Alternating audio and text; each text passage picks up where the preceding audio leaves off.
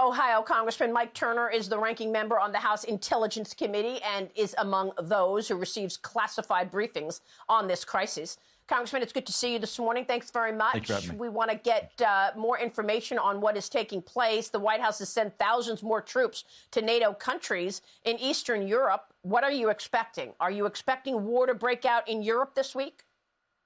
Well, Maria, this is absolutely happening, as you have related, as a result of the weakness of the Biden administration. They've shown weakness. Russia is taking advantage of that. We see over 100,000 Russian troops amassed outside of Ukraine. Russia portraying this as a conflict between Russia and Ukraine, but there is no threat from Ukraine to Russia. This is actually Russia's continued threat to the West and to the United States. They see Ukraine moving closer to the West, closer to the EU, closer to NATO.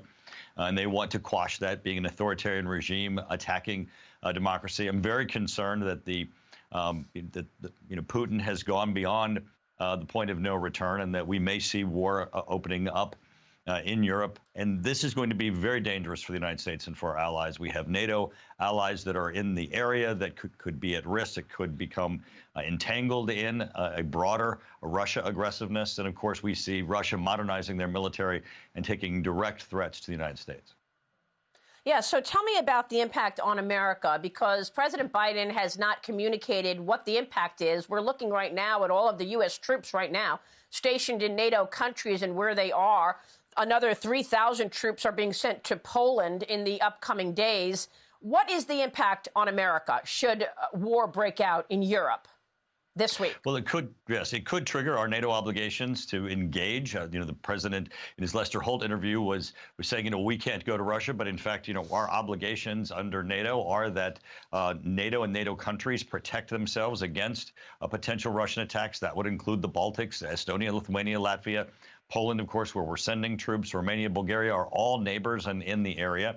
A broader scope conflict would include, of course, the United States if Russia should so choose to do so.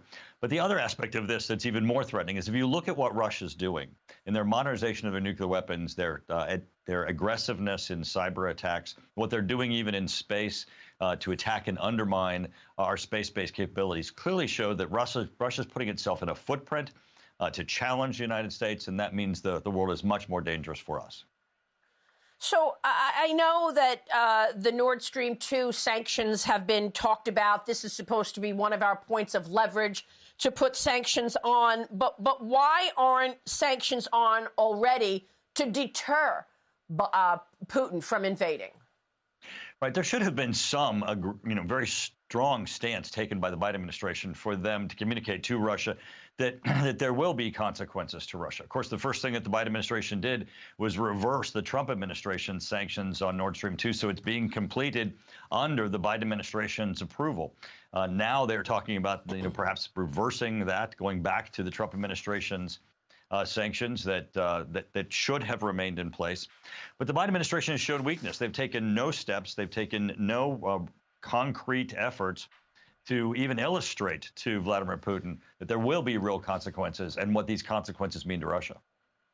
Well, look, we've seen joint military training between Russia and China, and I know Iran has also been brought into the fold.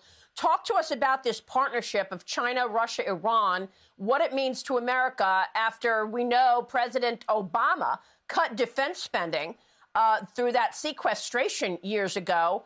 Also, right. Tell us about the readiness of the U.S. military right now, particularly the Navy, as it compares to the China Navy. Right. You're absolutely right. So during the Obama administration with sequestration, which were deep cuts to our defense spending, we had modernization plans in place that would have kept us at pace with what China and Russia were planning. Now we're trying to play catch up. And if we don't have reinvestment, we will be behind. We'll be, for the first time in my lifetime, in a situation where China and Russia have military capabilities that are greater than our own. And what obviously is of grave concern as you look at China, Russia, and Iran, there are no countries that threaten China, Russia, and Iran, but there are a number of countries that China threatens, Russia is currently threatening, obviously, and Iran itself and its adventuresomeness, including its threats to Israel and its seeking of an atomic weapon. This could open, as you have been foretelling, as you look to this issue of what does it mean if Russia invades Ukraine, as a much different world over the next 10 or 20 years, as we see these very powerful nations that are threats to the United States gaining in military capability, threaten their neighbors and gobble up their neighbors as they invade them.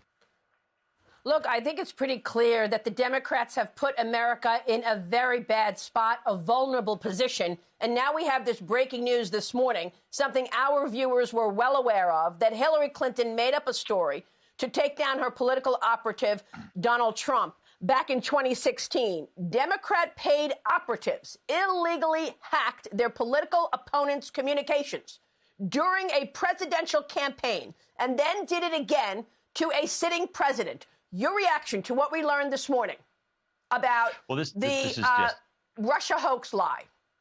Well, this is absolutely outrageous. And when you look at Durham's pleadings in the Michael Sussman case, he is basically laying out a case of where a number of laws have been broken by the Clinton campaign and where people are being protected by Sussman's lawyers. In fact, the pleading is about trying to convince Michael Sussman and the court that he's not being well served by his own lawyers because they're, in fact, protecting the Clinton campaign and others in the allegations of their bias. So the pleading set out, though, as you just indicated, that Durham has evidence of compromising of computer systems in an attempt to try to basically frame the president of the United States as having Russia ties. Now, I think that this is going to lead in the end to Brennan, Clapper, and Comey. I think that what we see is not just political shenanigans or opposition research that you would see in the normal campaigns where people are trying to find information out about their opponents. This is where government is being used, where information that's political opposition research that is false, is being made up, is trying to be placed into the government, into the FBI, to undertake criminal investigations that are absolutely false. This is a whole new level of corruption and is of grave concern. Yeah, and we want to know when exactly Jim Comey and Clapper and Brennan started working with the Hillary Clinton campaign to take down her adversary. But frankly, these actions are characteristic of a third world dictatorship, not a democracy. So my question to you is, Adam Schiff, your colleague on the left, the Democrats have been in charge of the House since 2018. They not only have ignored, but actually denied the intelligence confirming that Hillary Clinton created the Russia hoax and used the Obama-Biden administration to spy on Trump. Will you, if you become chairman of the House Intelligence Committee, if the GOP takes the majority in November, will you hold hearings to finally reveal the truth? What will you do? Absolutely. We have to get to the truth. I mean, this is a threat to our democracy itself. It doesn't matter really which political campaign this is or which political party this is. This is so wrong and allegations of such level of illegal activity that goes directly to our faith in our own government, that the truth must be found. Durham is doing a great job. I appreciate that he's got this in the court system and is trying to bring this to light. But we have to get to the bottom of this. We have to find the answers so this never happens again. So we never have Americans having to distrust their own government because of the politicalization of the FBI, of our intelligence community. This is very wrong. This is very, very much a danger. And it doesn't matter which side of the aisle this is. Everyone should be outraged and everyone should want to get to the bottom of this. But are you going to make sure to get to the bottom of it? Congressman, I've got to tell you, people are sick and tired of things like this happening with absolutely no accountability. We know that the FBI knew that the dossier was a bunch of bunk. We know that because there was a 3-day interview back in January of 2017 where the FBI interviewed Danchenko, the subsource of the dossier, and he said, oh, no, we made it up. We embellished it. It was friends having beers. We were just joking around. And yet that dossier was used as a part of an actual official intelligence report. The media ran with it. When will we see accountability? Right. And I think that's what's so important about what Durham is doing, because, as you look, and we all do, for accountability, this is a criminal case that he's brought in federal court. Durham is laying out the information of his very exhaustive and, I believe, thorough investigation. We will certainly use every tool that we have in the Intelligence Committee, and I think certainly Jim Jordan on the Judiciary Committee and others will make certain that we use every aspect of congressional power to get to the bottom of this. But there is accountability as these criminal cases move forward. Durham's getting to the bottom of this. He's bringing forth allegations, although very troubling, are a result of his investigation, and they're in criminal court, and that's where accountability can be found. All right, real quick, Congressman, before you go, if we see Russia invade Ukraine on Wednesday or Tuesday, whenever it is in the next couple of days, what's the U.S.'s first move? Well, I mean, we're going to have to immediately work to shore up our allies and rally NATO to make certain that all of the nations in Europe that are under NATO have their militaries on alert and put weapon systems in place to protect themselves. And the administration immediately has to move on sanctions. Congressman, thanks very much for your leadership. We'll be watching all of that. We appreciate your time. Mike Turner this morning in Ohio.